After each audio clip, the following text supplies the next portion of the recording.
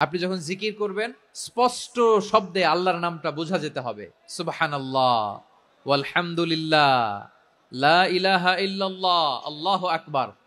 একসাথে মিলিয়ে করেন অথবা আলাদা আলাদা করেন, অথবা শুধু আল্লাহ আল্লাহ এই নামের জিকিরও যদি করেন স্পষ্ট বোঝা যাইতে হবে। আল্লাহর নামের বিকৃতি করা যাবে, কিন্তু আল্লাহর নামের বিকৃতি করে জিকির এদেশে আছে না নাই? আছে। দেখবেন জিকিরের মধ্যে হুই হুই হুই হুই হুই এরকম করতেছে, আছে না নাই? সবাই মিলে লাফাচ্ছে, দফাচ্ছে, মাথা ঝুলাচ্ছে, আর কি কি যেন বলে, ওইটার মধ্যে আমি আল্লাহর নাম খুঁজে পাই না, এরকম আছে না নাই? হ্যাঁ, হই হই করে কিম্ভূত কিমাকার অদ্ভুত আওয়াজ করে তারা জিকির করে, সেখানে আল্লাহর নাম নাই। এই জিকির আল্লাহর কাছে গ্রহণযোগ্য হবে? আল্লাহ বলেন ওয়াযারুল্লাযীনা ইউলহিদুনা ফি আসমাইহি, খবরদার আমার নামের যারা বিকৃতি ঘটায় তাদেরকে তোমরা বর্জন করো। এজন্য জিকির যখন করব সুস্পষ্ট ভাবে আল্লাহ তাআলার নাম সেখানে থাকতে হবে, ঠিক কিনা বলেন? আবার আল্লাহ বলেন যেমন মনে চায় তেমন জিকির তোমরা করো না।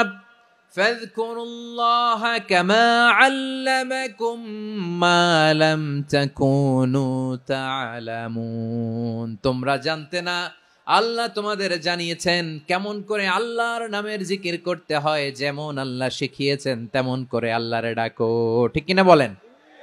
আল্লাহ তাআলা যেমন শিখিয়েছেন তেমন ভাবে আল্লাহ তাআলাকে ডাকতে হবে, ঠিক ওই পদ্ধতিতে আল্লাহ তাআলার নাম জপতে হবে।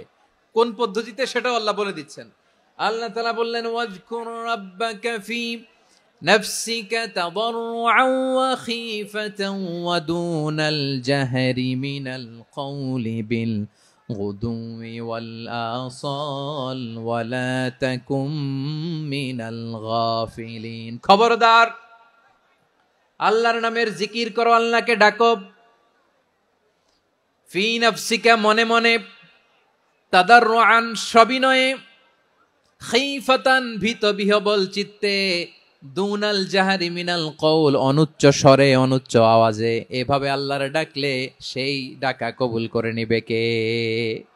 তাহলে আল্লাহকে জপতে হবে মনে মনে, সবিনয়ে, ভীত বিহবল চিত্তে, অনুচ্চ স্বরে, এভাবে জিকির করতে হবে। বিষ্ণু ইসলাম এবং বিশ্বনবীর সাহাবারা ঠিক এই পদ্ধতিতে আল্লাহ তাআলাকে ডাকতেন।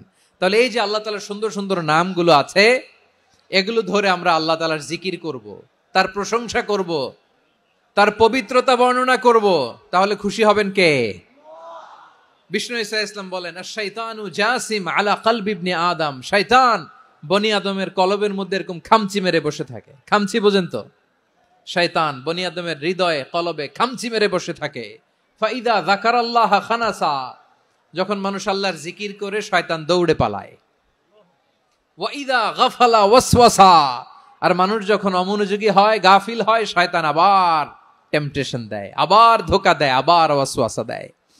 এজন্য বিশ্বনবী বলতেন লা ইয়াজালু লিসানুকা রাতবান মিন যিকরিল্লাহ, সব সময় প্রতি মুহূর্তে সর্বক্ষণে তোমার জিহ্বাটা আল্লাহর জিকির দিয়ে ভিজা রাখবা, আল্লাহর জিকির দিয়ে সিক্ত রাখবা, তাহলে কবুল করবে কে? সবাই পড়েন সুবহানাল্লাহ, আলহামদুলিল্লাহ, লা ইলাহা, সুবহানাল্লাহ, আলহামদুলিল্লাহ, লা ইলাহা ইল্লাল্লাহ, লা ইলাহা ইল্লাল্লাহু মুহাম্মাদুর রাসূলুল্লাহ সাল্লাল্লাহু আলাইহি ওয়াসাল্লাম।